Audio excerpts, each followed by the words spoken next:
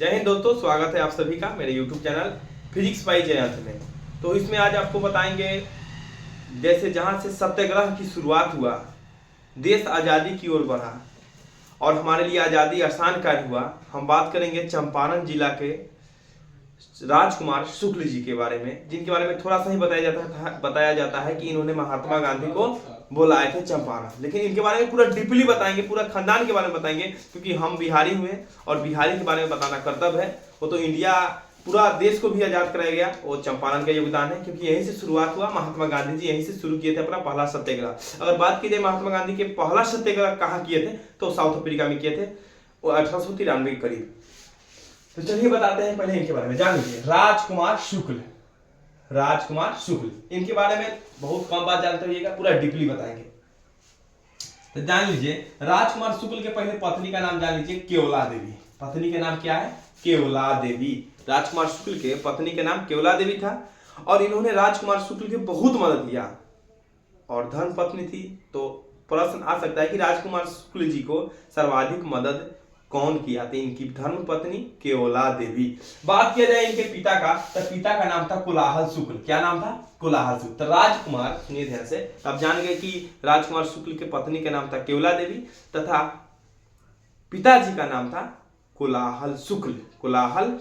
अब देखिए, केवला देवी के बारे में बता दें तो इसका जन्म हुआ था भटौलिया, मीनापुर में जो है जिला मुजफ्फरपुर। तो केवला देवी का जन्म कहाँ हुआ था? भटौलिया में। अब अगला सुनिएगा ध्यान से बात को। तो राजकुमार शुक्ल जी का ससुराल आपका मुजफ्फरपुर जिला हो गया, ठीक है।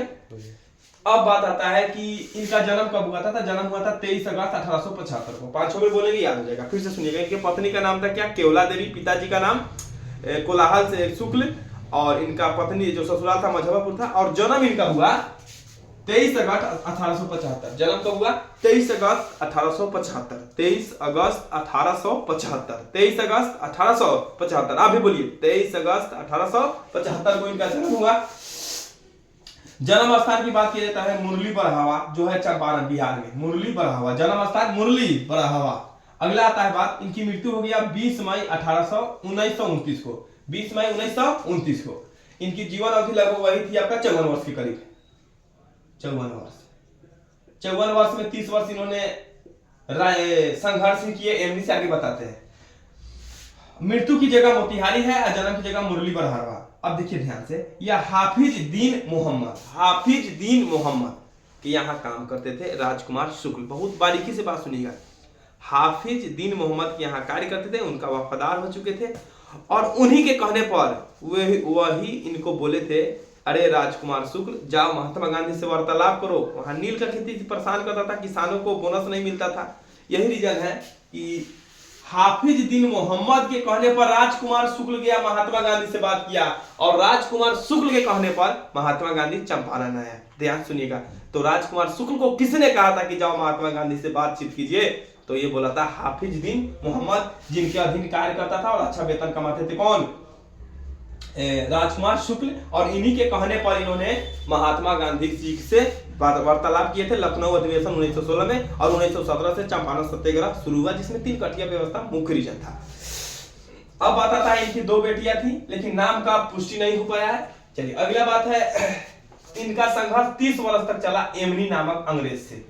कै बरस चला? 30 वर्ष संघर्ष चला। कै बरस चला? 30 वर्ष। जब इनका मृत्यु हो गया, राजकुमार शुक्ल जी का मृत्यु हो गया, तो मृत्यु के 13वीं में इन्होंने 300 रुपए भेजे। 300 रुपए का मदद किया, जो उस समय के अनुसार बहुत ज्यादा है। कितना? एमनी के साथ संघर्ष हुआ। किसके साथ संघर्ष हुआ? एमनी। किसके साथ? एमनी। और कै बरस हुआ था संघर्ष?